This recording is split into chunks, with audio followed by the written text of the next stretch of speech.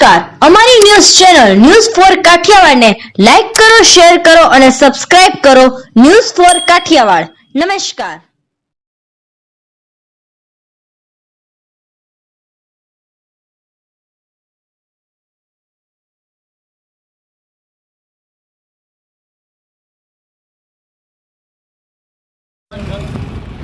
જૂનાગઢ શહેરમાં અનેક વિસ્તારોમાં ગટરો ઉભરાઈ રહી છે, ત્યારે આ બાબતે તાત્કાલિક કામગીરી હાથ ધરાશે ખરી.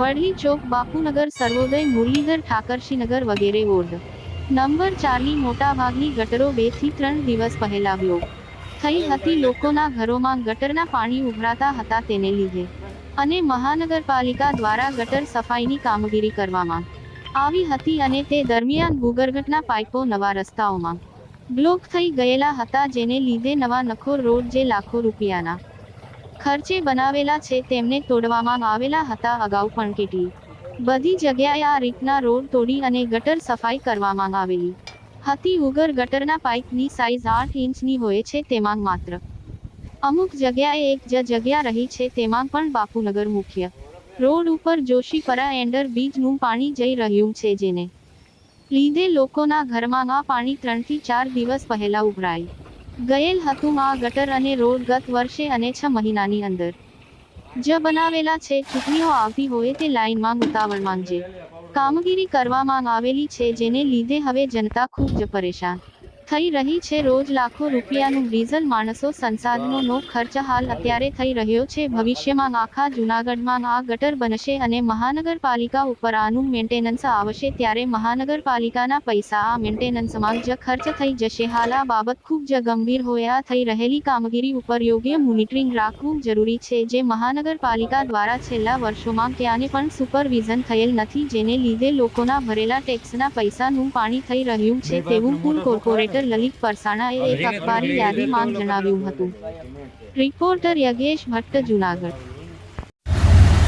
આપણે જોઈએ કે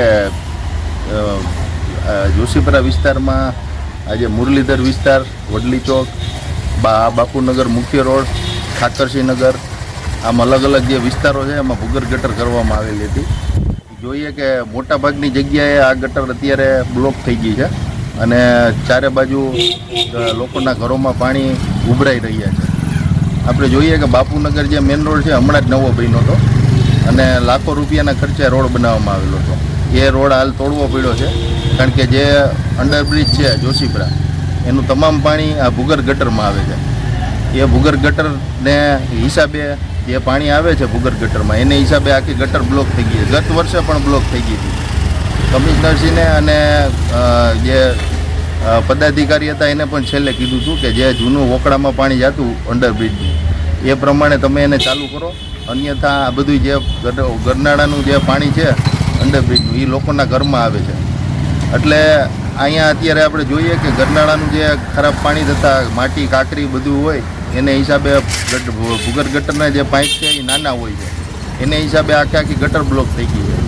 અને આ જે નવો રોડ છે એ 3 થી 4 જગ્યાએ અગાઉ પણ તોડવામાં આવેલો હતો અને હાલ પણ આ બાપુનગરનો, સર્વોદયનો, મુરલીધર, વડલી ચોક, એમ અલગ અલગ જગ્યાએ કેટલી જગ્યાએ રોડ તોડી, ઢાંકણા તોડી ગટરના અને સફાઈ કરવામાં અત્યારે આવી રહી, પણ છતાં પણ સફાઈ થતી નથી. 3 દિવસથી આ જે બાપુનગરનો મુખ્ય રસ્તો છે એ તોડેલો છે. આપણે જોઈ શકીએ કે આ મુખ્ય રસ્તો હોય, અહીંયા એટલા બધા વાહનો અવર જવર થતા હોય, અહીં બધા લોકોને ખૂબ જ મુશ્કેલી પડે છે.